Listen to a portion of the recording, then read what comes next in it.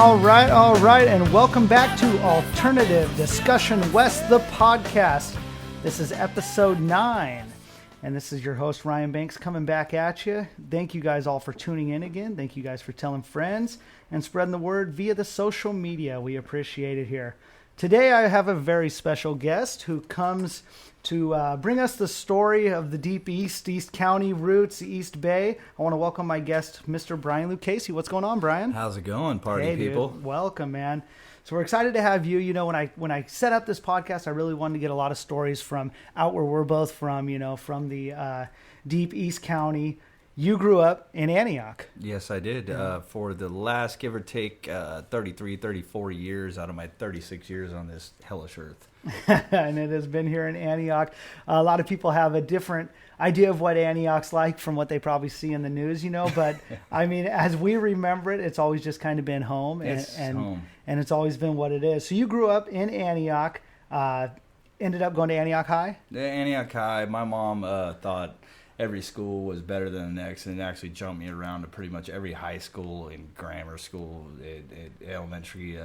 Oh, really? So you went to quite a few different schools. I think Mission Elementary was the only one that I didn't attend out of the whole city. So you were everywhere. Yeah, she was like, "Oh, this one's bad. I'm going to move you here." And then, you know, it was a good thing and a bad thing. Like I made a lot of friends, but I can never got to meet settle. a lot of people. Yeah, I can never like establish myself in an area, but like like I said, there's two sides of the coin on that one. Got to see a little bit of different stuff growing up. Well, that's cool. And then, so Antioch High, was that the only high school you went to? Yeah, I mean, the majority of my time there, I 3 years solid, I was there, and I had my homies there. And then the last tail end of it, she jumped me to Prospects and Live Oak to clean up some mess. But Antioch was the one I might call my home high school. That would be your alma mater if there was one. Antioch Panthers.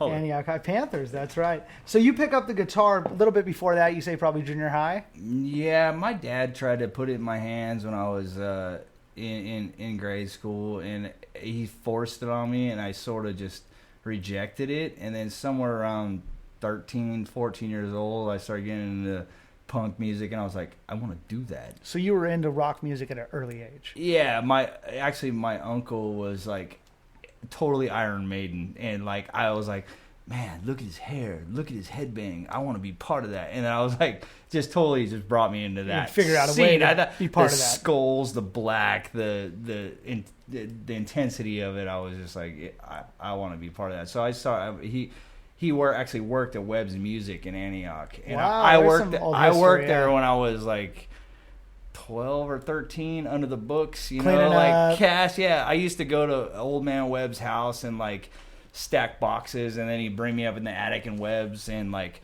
he'd totally like walk around and fart and like old he'd be man like, Webb, move these guitars over here, do this and do that, and like it was my first job I actually ever had that I got paid.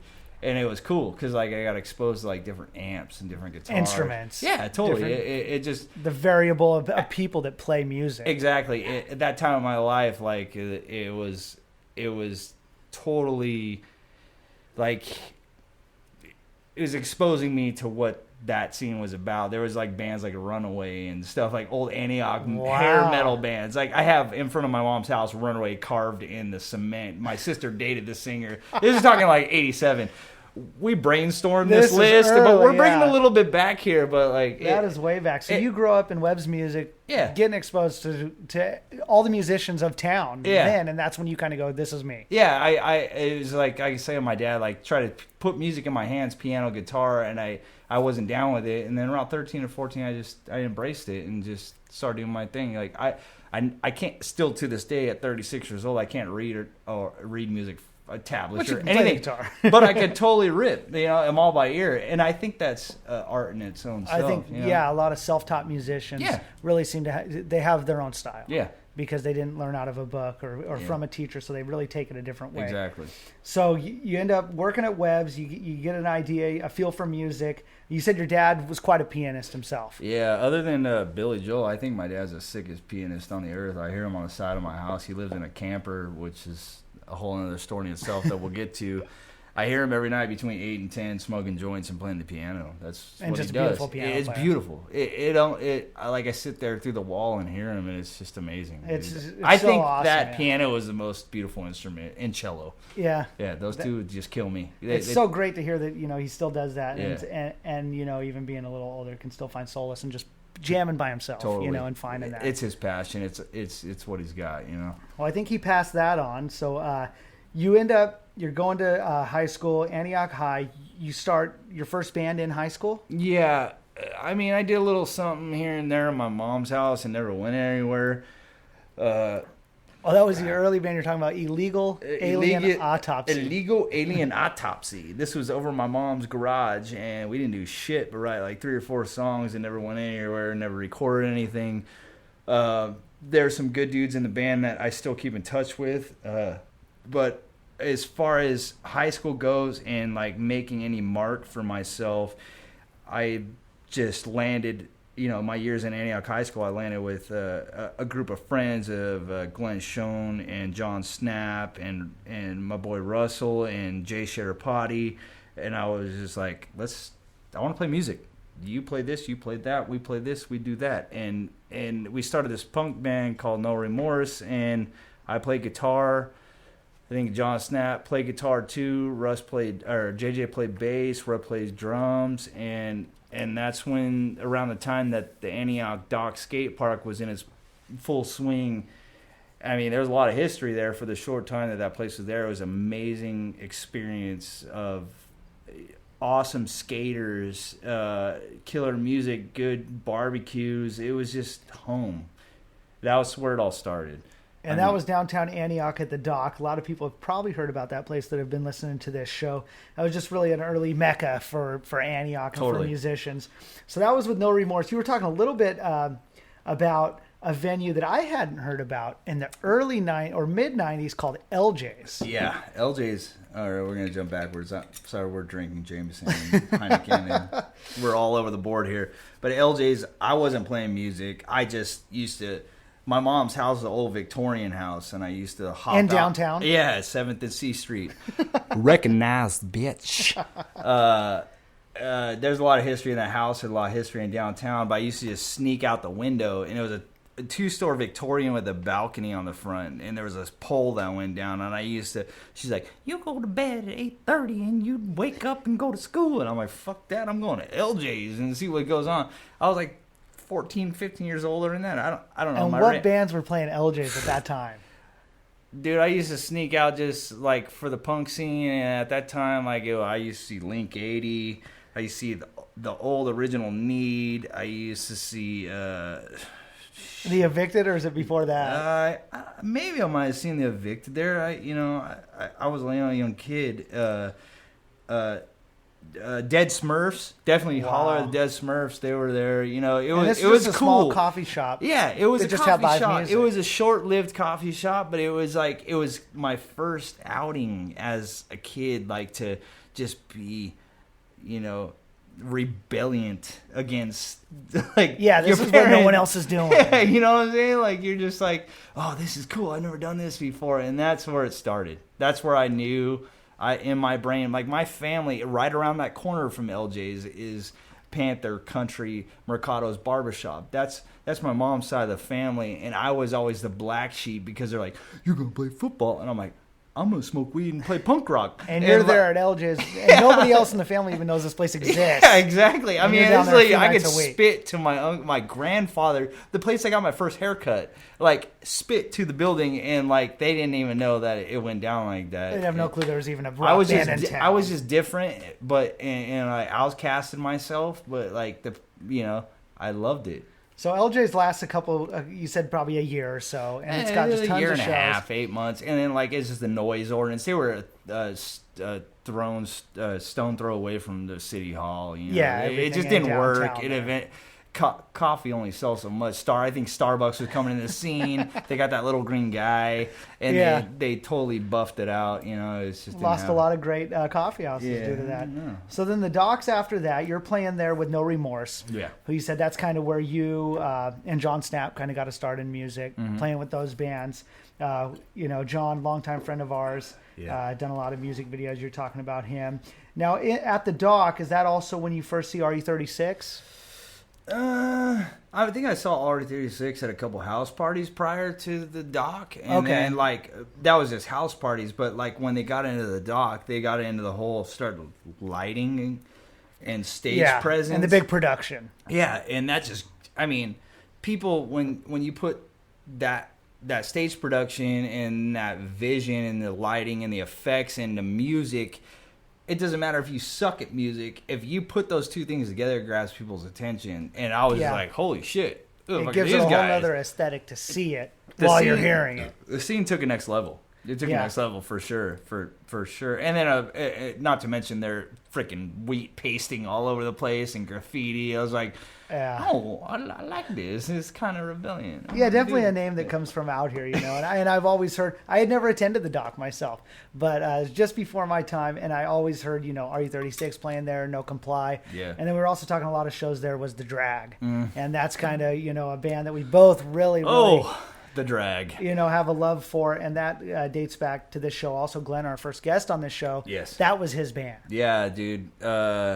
Glenn, I mean, a lot of people don't know this about me and Glenn, but my mom was his mom's boss for 20 plus fucking years. So it was a family tie. Dude, Close I'm talking like company picnics. You know what let me break this down. We didn't even talk about this. We didn't put it on paper.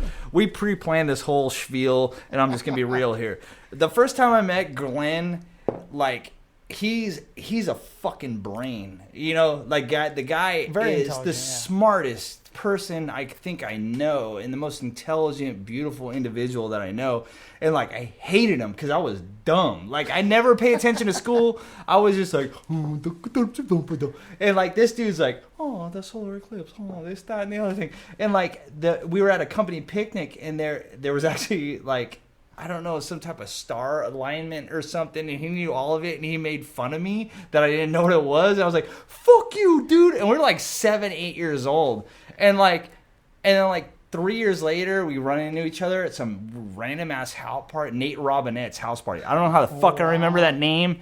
It's crazy that I remember that, as drunk as I am. But like, I was like, you're my best friend. And like, and then he was like, I play in the Drag. You should come. It was at a drag show. That was at Nate Robbins' house. You ran into him. He's playing with this band. Yeah, that's when they were still like a punk band. And I was like, this is fucking rad, dude. I want to do something like this. And I followed them, dude. I followed them. Everything. I learned every song. I was the biggest fan. We used to go to Santa Cruz to Ted's dad's house, and like that's where one of their practice studios was at. And like, it was just a cool getaway for all of us. And it was a beautiful thing. That band is what really made me who I am today, musically wise. Honestly, yeah, and kept like really my roots, locked like into the scene, down into my roots, dude. That was it. And they're just all Ted, G. Geronimo, Russ that was in No Remorse, John Snap, and Glenn. Like they were a punk band, and then overnight they turned into a hardcore band. And it was like, I listened to hardcore, Madball, Agnostic Front, all that New York hardcore scene, and like they were all into that. And it was like, I understood it, but like all the people at the Dock in our high school, they were like, "What the fuck? You guys just went overnight from this to that." And it was like, nobody accepted it. It was a tough pill to swallow for a lot of people. It took a couple months for it to, and they still kept their groove, and everybody still came, but it was just like, I knew it, and I like those dudes are. I will cherish those memories till I take my grave. You know what I'm saying? Incredible band. So, you know, to our listeners, check out The Drag. We're going to kind of tie in with them soon here with your, you know, following projects, you know, coming up with Hollowhed. So we'll talk a little bit more about them. But after No Remorse, the Dock shuts down. Yeah. You know, I don't know if for whatever reason it shut down. It was sad. Everybody was hurt. People still share pictures of that place and flyers and like take pictures of the building, and it sucks. It was an awesome we never caused no problems. Like it just, I don't know if it was a financial thing, but it just went away. Yeah, I would love to see the show almost list overnight that took place there. Yeah, you know, I mean, there were so many great punk shows there. Like you said, it had the skating element to it, and it really landed Antioch on the dock, or on the map. You know, for the dock, being present here. Yeah. So we're going to take our first break here. We're going to come back and talk a little bit about your band with Glenn, Hollowhed, and then we're going to get into your new project, Blackwater Birth, which we're excited about. Best recognized. Right here, we're going to take our first break with Brian, and we'll be back for a little bit more.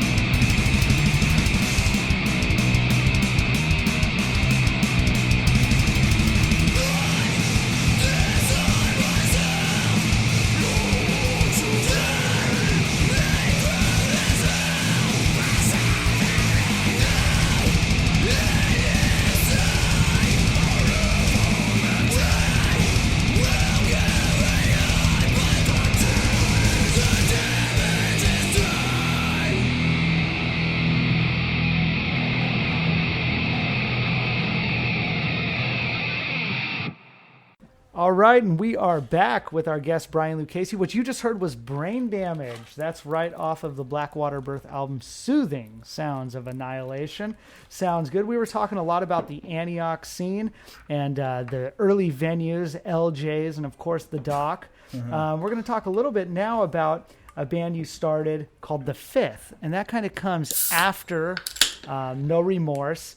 And you're saying you guys were listening to a lot of kind of soundscape stuff, Mogwai and Seeger Rose. And who was in that band, The Fifth? The Fifth was, I moved down to San Diego. Like, I graduated high school, and I was like, I need to get the fuck out of Antioch to change my life. And I lived down in San Diego for about a year and a half. I got in a car accident.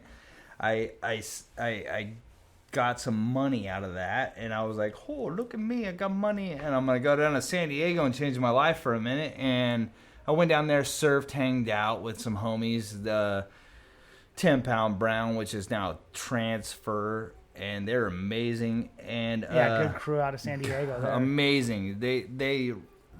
I got an email from them a couple of years ago, and they're like, look at me, I'm recording in Abbey Road. Wow. Yeah. With Paul McCartney. So you went down and hung blew my out with mind. all those guys. They're like, what does this look like? I'm like, that looks like an amazing studio. They're like, you know what the studio is? I'm like, I don't know what that is. They're like, this is Abbey Road. And then the next picture was them in Abbey Road with Paul McCartney. And I was like, I lived with you guys, and I supported you guys, and I'm so happy for you guys. Yeah, no, that's so incredible. I moved down to San Diego. I didn't play in any bands down there. I just hung out, soaked up the sun. Yeah, totally. I lived on the beach, on Mission Beach, out by the boardwalk, dude. It was amazing. With Jay shared potty, lived across the street, which was in No Remorse, and it was a cool time. And then I came back, and The Fifth, I was like, when I moved back, I was like, my mom hated me. She always does. I'm weird, and she's like, I don't like you. Like basically when high school ended, she was like, I'm going to Alaska, and when I come back, you're gone. And then when that happened, actually, I threw a fucking fat double Kager Rager at her house with the drag. It was cool. Remember Janae Sheraton? Yeah. And her sister. Her sister rented a part of my mom's house. It was all a Victorian house, and we split up the house. A part of the house, she had her DJ rave ecstasy party, and the other part was the drag. Rock and roll. It was the drag playing like straight hardcore, and like we broke fixtures, we punched holes in walls, and it was a cool time in my life. But like, I was like, okay, I need to do something, and we brought it back to the old school, and that's when you get together with a mutual friend of ours, Dub. Yeah, B Dizzle. And when I moved back to San Diego, B Dub's always been a cool friend of mine. I lived with him, and he's like a brother to me. And Spencer's always, we bring it back to the Runaway thing. Spencer's brother was in Runaway. Wow. We're neighbors. I grew up with them since I was 3 years old. So Spencer has old ties. I've always been friends with Spencer, and I've always been friends with Dub. And I was like, I'm going to call these two dudes to my fifth wheel that I live in on the side of my grandparents' house. And I was like, you guys want to play music? And they're like, yeah. And I'm like, what should we call it? We're like, we're playing in a fifth wheel. Let's call it the Fifth. And we dismantled a couch or something or other in a wall to fit a drum kit in there. How the fuck are you gonna put a band in a goddamn trailer? And my grandma's like, I love you, you're beautiful, and I will support Play you. music. Just do what you do and do it. And an old Italian lady, and I love her to death. And like, she let us play and tear apart her fifth wheel, and the Fifth started. And the Fifth was like a light rock, melodic. It was lame. It was a three-piece, though, and it kind of ties in with Spencer, playing and jamming with those guys. Yeah, Spencer was, like, really talented, like, looking at music and playing music, and then, like, teaching me how he looked and played it, and then I'd play it. Like I said before, like, I can't read shit to this day. I'm all by ear, but we always, since we were, like, 13 to, like, 15, like, just jam together, and he would teach me how to read it. If anybody did, it was him. He's an awesome dude to this day, like ride or die. Like, so he kind of gave you an idea of exactly how to really play music from sheet or from whatever it was. And tabs or whatever it is that we were dealing with. I mean, we would play John Bon Jovi covers in his living room. Did the Fifth play shows? We played. We did. We played a couple shows. We actually went down south to San Diego because I had moved down to San Diego, moved back up, and then we went back down in Transfer and 10 Pound Brown that was prior to Transfer. Like, we played a couple shows in Pacific Beach, I think it was. I don't really remember. Like, kind of okay, sucked. So you played around California. Yeah, we moved around. Like, it was cool. Like, we knew people, and we got hooked up in some. Actually, that show in Pacific Beach, we played with the guitarist of Blind Melon. Oh, wow. Don't ask me the band name because I can't tell you. I don't care how much you gaze in my eyes right here. But he was playing in the band. Yeah. I was like, holy shit. That was the first time, like, I was like, holy shit. Yeah, this guy's a rock star, and he's playing here with us. Yeah, that was cool. So the Fifth plays a couple shows and kind of, goes separate ways. It went nowhere. I'm just going to stomp it right now. Ways. I mean, it was a good time. We just stomped it. And then, like, 3 years down the line, we're like, I was like, I'm totally tough, and I want to play heavy stuff. And I was like, B-Dub, Spencer, let's play metal. And we tried to write some shit, and it was mediocre tough. And then at that time, like, Glenn was, I don't remember the fuck he was, in Humboldt or, actually I think it was in Florida, Fort Lauderdale, Florida. Yeah. So he comes back to California. Yeah, he was living in Florida, and I was like, hey, bro, I love you. Move back over here, tattoo over here, do this. And his whole tattoo career is a whole other fucking story that we don't have time for. But he moved back to the Bay Area, and he lived in my house in Oakley, and we were like, we're this band. We want to bring you into this band, and we want to play heavy shit. And from 7th grade that I was talking about earlier, Glenn has roots that is just inspiring. And when he came into the equation, the fucking game, the band got heavier, changed. Yeah. So I know for a fact you know what that's talking about. That would be the formation of Hollowhed? Exactly. Yes. It really would be. Okay. Yeah, we did that with a while with Dub and Spencer, and then we just progressed to a different level, and then we brought in Drew.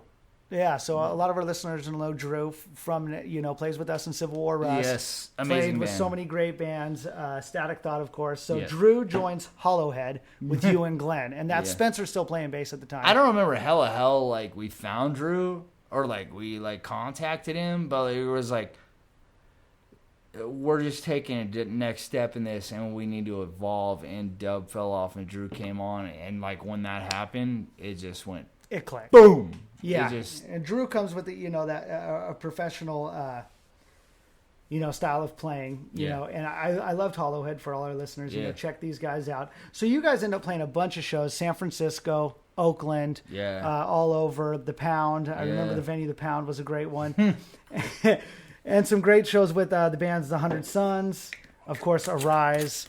Yep. And there was really a good scene right then for kind of the grind that Hollowhead had going on. Dude. That was other than what I'm currently doing now. That was my shining star, my moment of success. And some might call it minimal, some might call it fucking maximal. Like I don't. Yeah, it was a great band. I'm kind of drunk. I don't care what the words I'm saying. Like that chemistry when Hollowhead changed. Was like I was like, okay, I'm capable of doing this and that, and Drew was a big part of that transition. Like, we played for a while. We played a lot of cool shows. We played all over San Francisco, like you're saying, and Oakland and everything with a lot of local bands. And then as it progressed more, and Spencer started having, dude, he procreated every 9 months. He had a couple kids. He was a couple kids. I think he has a basketball team now. I mean, hey, I love the guy, and I love him to this day. Like, but like, shit just changed. Like, he had kids, and like, I had a kid, and like everything changes. That shit evolves. Like, and then we brought on Sean, dude. Yeah, so Spencer bows out of the band. To totally. take care of family, and then Sean Stepp joins in. And you've got a power lineup at that point. You've got Glenn, yourself. It's pretty much a killer shredding thing. I just remember, like the show before we said, Spencer, we're gonna go here, and you're gonna go there. I remember we played a show at the Antioch Fairgrounds. Wow. Yeah. You had arrived at that point, right? Yeah. That was our shining moment at that point. The brush with fame. I just remember, I remember Robbie Kimsey, who's in Doc Commies and all kinds of other fancy super fucking deep history shit. Out here, yeah. Yeah, Doc. He has a long history. I can't even think about it right now because I'm not on that point.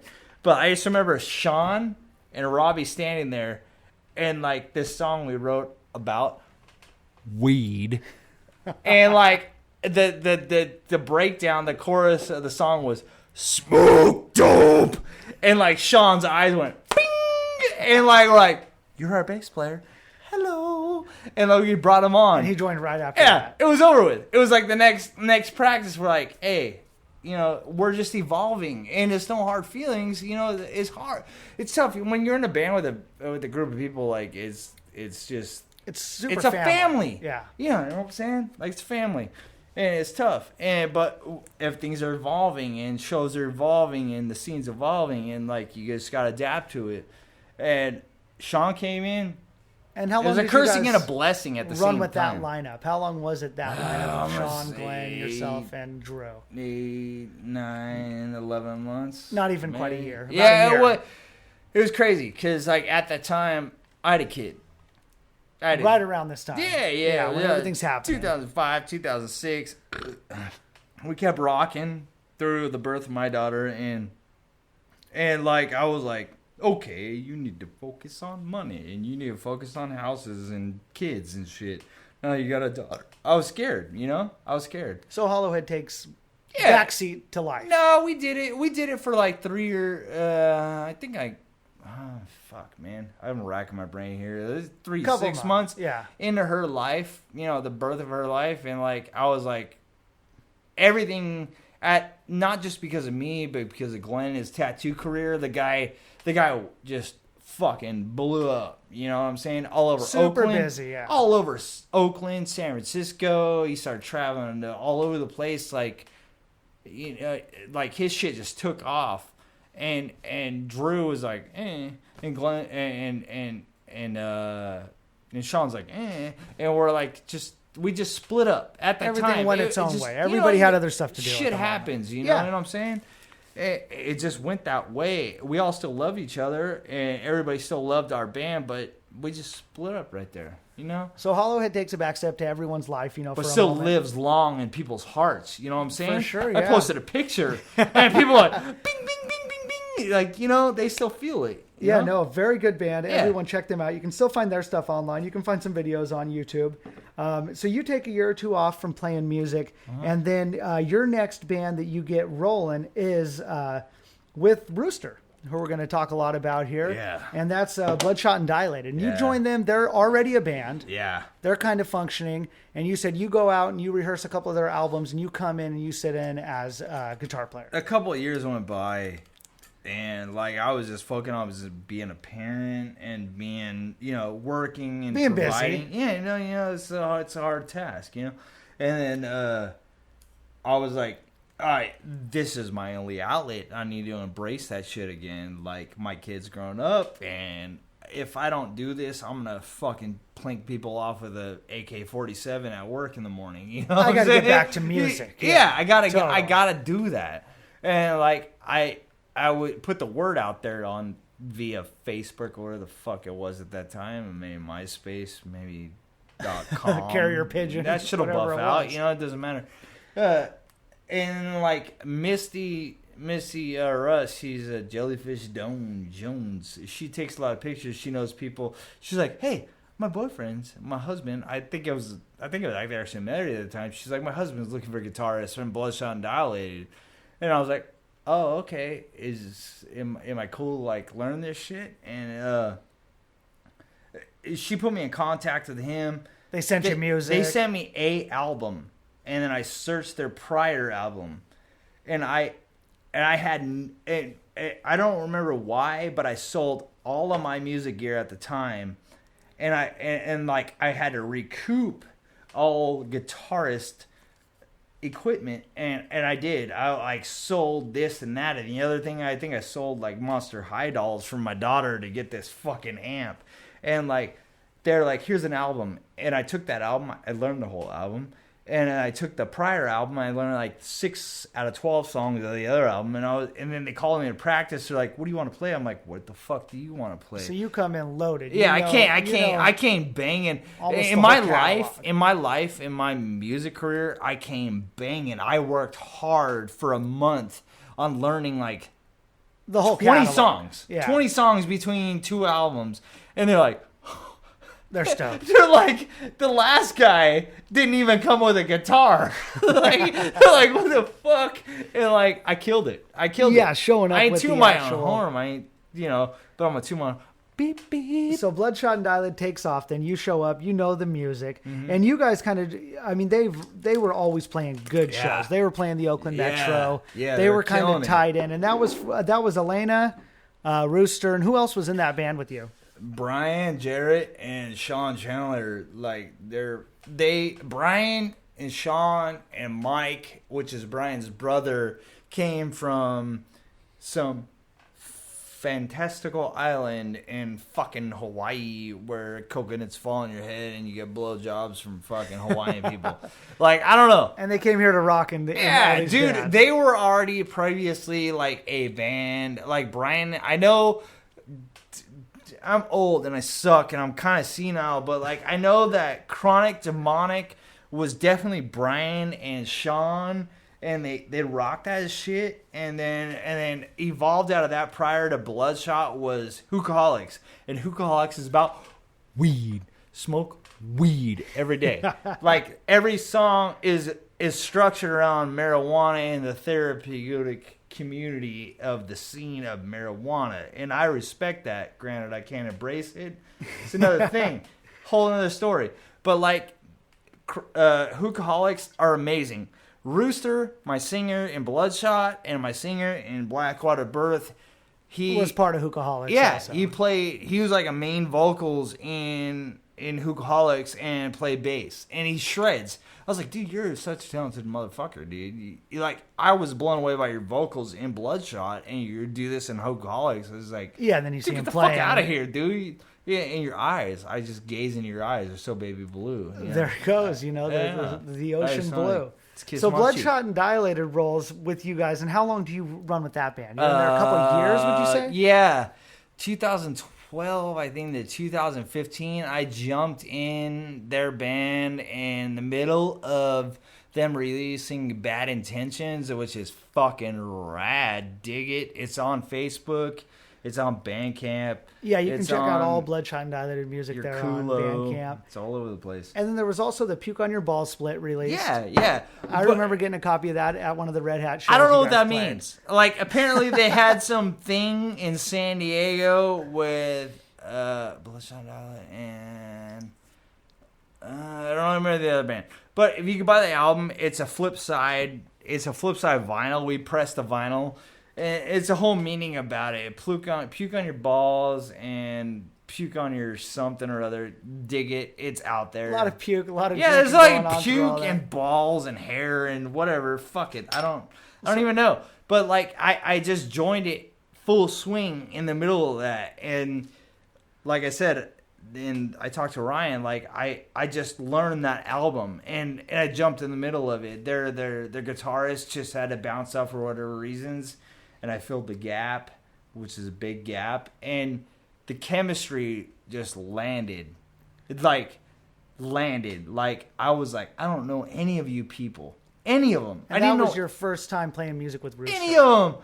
Dude, we're on International in Oakland. My first show there, I walked in, I played like 10 songs, and I walked out, and I almost got raped by a hooker in International. She's like, I'll fuck your dick off. That's it.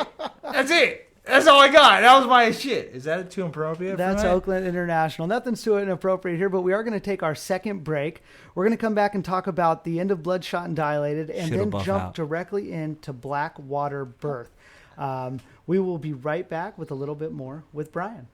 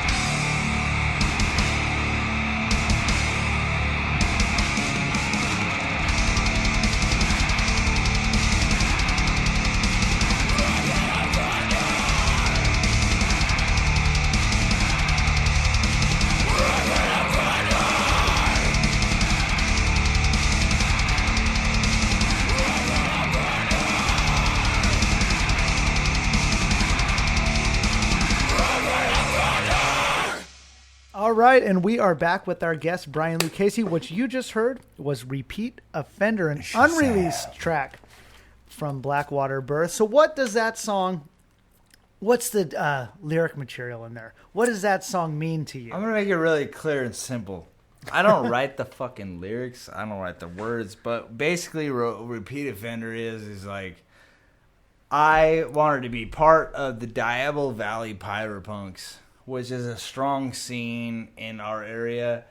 And part of their initiation is for you to get so pissed drunk you just puke yourself and piss yourself. And I accomplished every mission that they set forth for myself. And I'm just gonna say a shout out right now. A shout out to Canna.com and my girlfriend Patty Coleman. She is starting a medical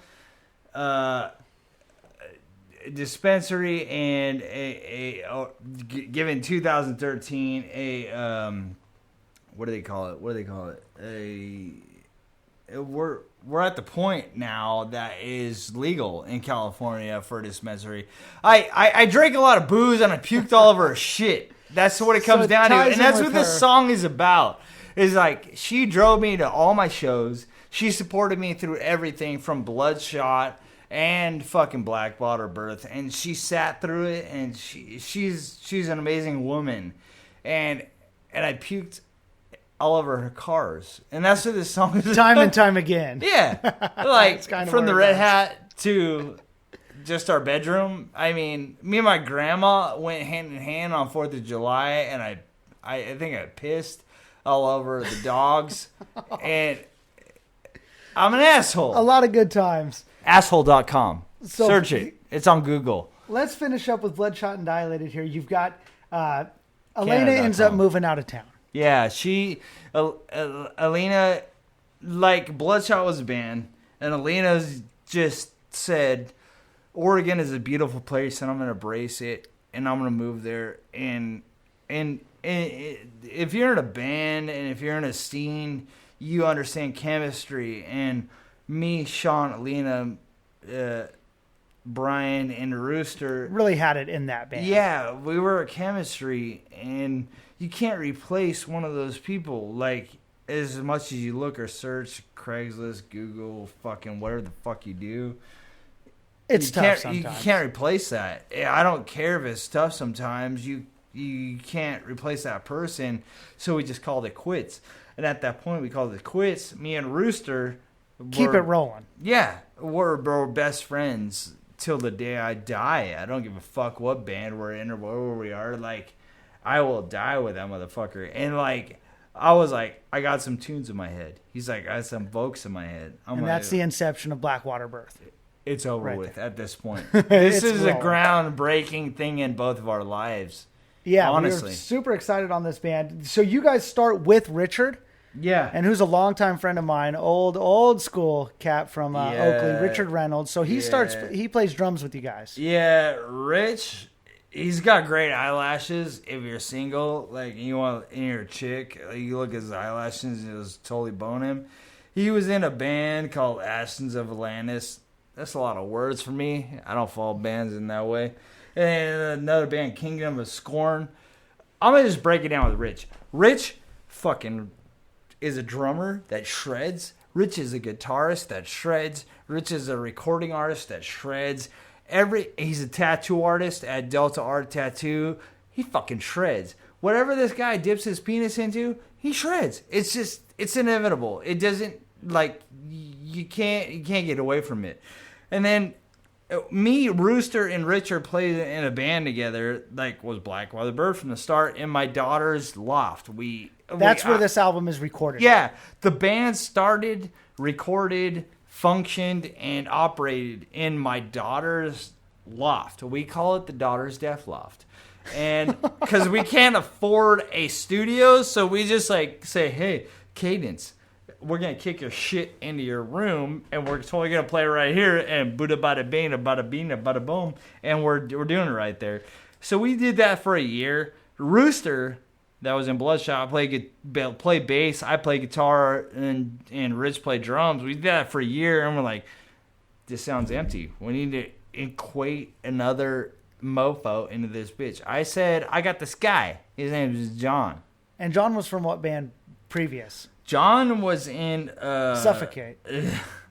John was in a band called Shadow Screams, which that sounds hella gay. And I don't even know who the fuck that is. But I do know who Suffocate is. I watched Suffocate play with fucking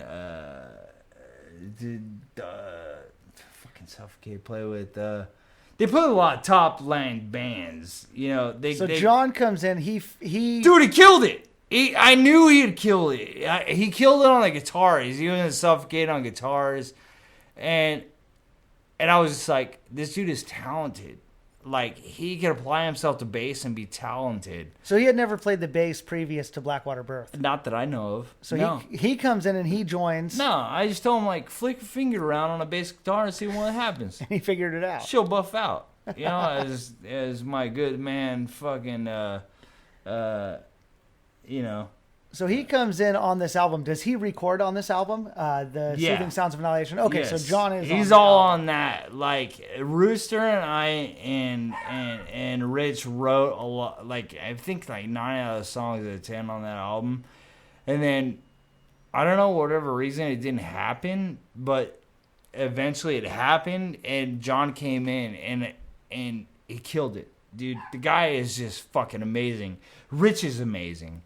Like, the chemistry of Rich is like all over the board, dude. Recording guitars, drums. Yeah, listening to these tracks and hearing that Rich engineered this, it's everything, incredible. Dude. Everything. Rich did everything. He's got great eyelashes. They're beautiful. Like, if you gaze into his eyes, like Fabian, it's fucking insane. But like, we just all came together at a point, and we didn't pay a fucking $1. 1 red cent, and this album came about in my house, dude. And it's brutal. It's brutal. And I'm proud of it because it's DIY, and that's what Pyropunks is about. That's what the scene is about. Is that fuck your money. We're just gonna do this on ourselves, and we're gonna. It's we're definitely gonna the true DIY ethic. Yeah, yeah. We're gonna record it ourselves. We're gonna release it ourselves. Exactly. We're gonna play the shows ourselves. We're gonna set up the shows ourselves. Exactly. So this album, the first Blackwater Birth album, Soothing Sounds of Annihilation, comes out end of 2016. Yeah, you guys been a band about a year. Yeah. We dipped in it as a 3-piece, and then brought him in, and then released that about 2016. Now 10 songs. Yeah. How long is this album? 14.20 seconds. It's about 15 minutes, right? Yeah, give or take. Total on this thing. So you've got, you've solidified the lineup. John on bass, Rich on drums, Rooster doing the vocals, you playing guitar. You're writing a lot of the songs. Yeah. You've got 10 songs on this album. What's next? You showed us Repeat Offender. Is there other songs? Every musician goes through some point in their life where they go through a writing block, and I went through that. But like right now, I'm fucking spewing it out, and we're gonna bring it to you live. I just want to say, like, we got some shows coming up. Definitely got some big shows rolling. You've got October 8th. You're gonna be at the DNA Lounge. Yep. And that's with Soulfly. Yeah. Does that? Are you saying that lightly? That's fucking not lightly, right? That's a big show. That's a big show, dude. This is groundbreaking for my life. Who else is on that show? We're gonna go with After Us, and show up. We start at 8:00 p.m. Lodi Kong, which is the son of Max Cavalero, which is Zion. And that band's called Lodi Kong. Lodi Kong. Okay. Zion's coming on. He's he's in the band, and from what I hear, I didn't really research it, but Igor's son from Sepultura is in the band too. So you got two iconic, fucking groundbreaking individuals. Procreation of Sepultura are in that band, and followed by Noisem, which is I've never seen them, and I've always wanted to see them, and I'm opening for them. They're opening after Lodi Kong, and then we got Cannabis Corpse. They're like basically Cannibal Corpse if you just put a lot of weed and dabs in that, which I'm honestly going to say, like, I want to smoke weed more than anything, but my job restricts me from that. But my whole band partakes in that. They're playing next. And then... The Great Soulfly. What album? Fucking Soulfly. They're playing Nail Bomb.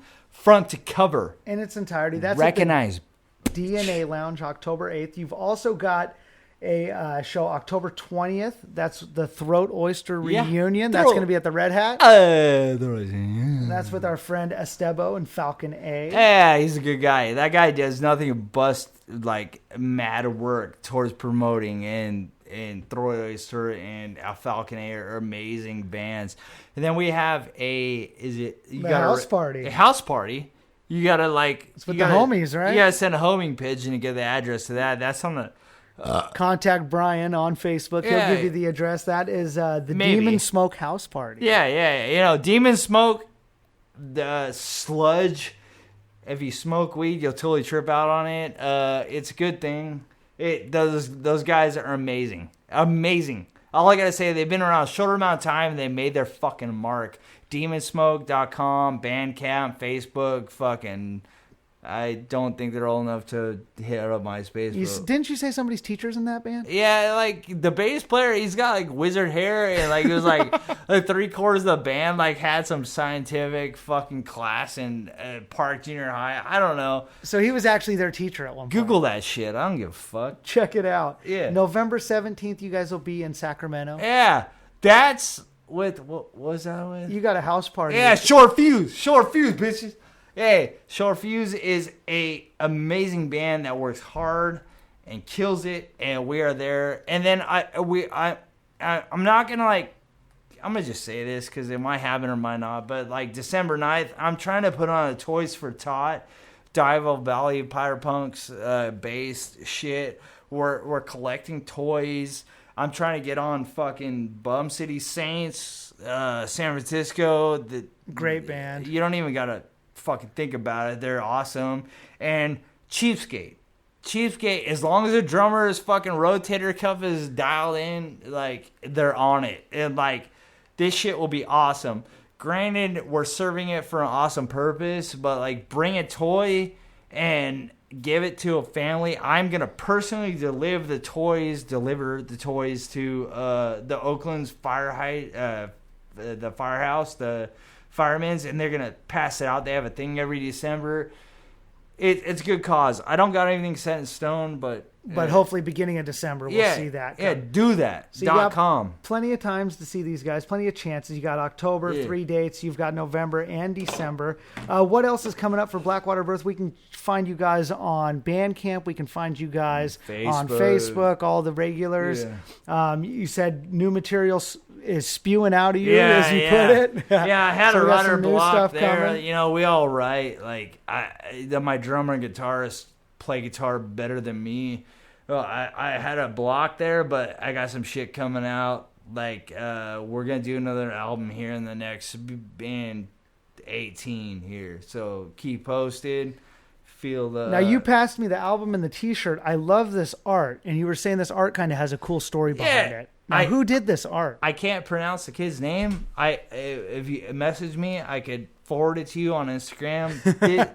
This kid is from Thailand. He's 17 years old. Like $40 makes his life for the next 6 months. This is incredible art, though, isn't it? These skulls that he puts together. Yeah, he's insane, and he's a beautiful person. It's really hard to communicate because I don't speak that language, but it's a beautiful thing to just be able to support some random motherfucker out of nowhere and like change his life. Man. Like every time I send him a payment, he's like, thank you for like 3 weeks. And I'm like, dude, thank you for fucking my life. Beautiful. And like this art that you're providing to project off our music, and just support us. You know, that's all I gotta say. Incredible art, dude. Love this. I can link that shit.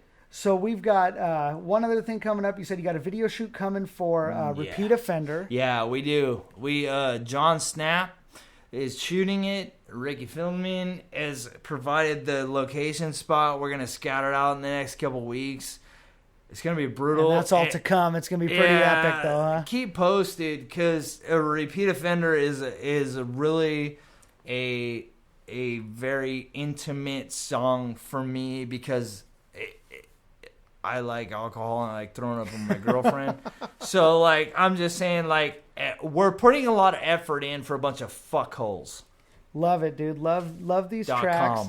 that are here. Everyone, please check out Blackwater Birth. They got a lot of good shows coming up, great songs. We're going to leave you with one last song here at the end of the interview. We've got Stoned to Death. Is there any message in that song to leave our listeners with? Weed! Once again, I want to thank you for coming in, Brian. We really appreciate you coming in for the podcast. It was my pleasure to get to hear your story and try and connect the dots with this crazy scene out here in the East Bay. And I think we tried to get some of it out. Thank you very much for coming in. Any last words for our listeners tonight? I love you, Ryan. I've always loved you. You guys are amazing, and thanks for having us out. Right on, man. We appreciate it. Thanks again, guys, and we'll see you next time on 80 West. Buff out.